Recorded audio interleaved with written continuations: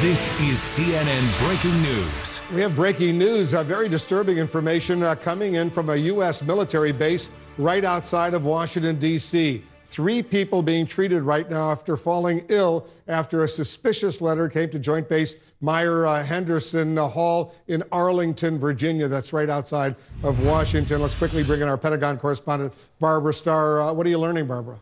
Good evening. Well, Fort Myer-Henderson Hall, really just less than a mile from where we're standing here at the Pentagon. This is a local base where Army and Marine Corps personnel live and work. Earlier today, a suspicious package arrived, and the initial information we are getting is that 3 people fell ill, potential symptoms of burning hands, 1 nosebleed. It is all being looked after now by federal law enforcement. We are also told that FBI officials are on their way to the scene to monitor it, to try and determine exactly what has transpired there.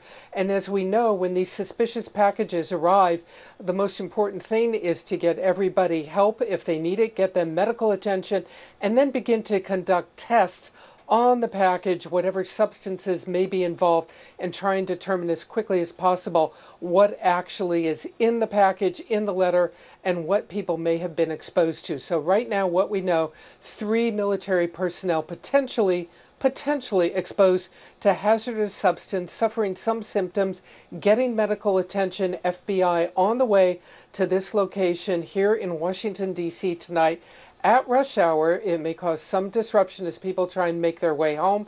They're trying to figure out exactly what has happened. Wolf? Yeah, we're told, Barbara, that the 3 who have been injured by this suspicious letter, a corporal, a gunnery sergeant, and a colonel, all exhibiting symptoms of burning hands and face. 1 person, as you point out, has a nosebleed as well. We often hear about suspicious letters arriving at various places. Usually turns out to be a hoax. But if people are suffering in a specific way, this clearly is much more serious. Well, FBI on their way, and we do know that they're trying to determine if, of course, if anybody else has been impacted by it.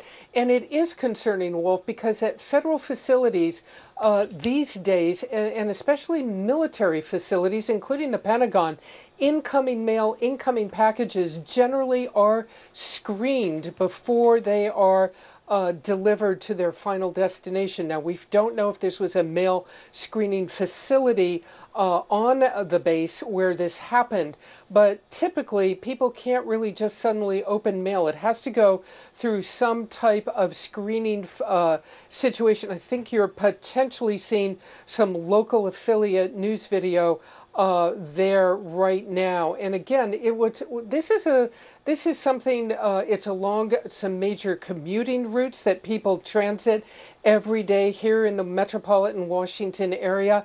What goes on at Joint Base Fort Myer-Henderson Hall, and it's adjacent, by the way, to Arlington National Cemetery, you find a lot of various local military activities there. Not everybody, but typically there's some very young military forces, military troops, I should say, who live in the vicinity. There are some housing facilities for the military nearby, and you typically do find some younger people living there. But there is a section of this area where very senior people live, military personnel live in individual family homes. There are community recreation facilities there. There's an awful lot that goes on there. I want to hasten to add, no indication that it has spread beyond this 1 point in the area there.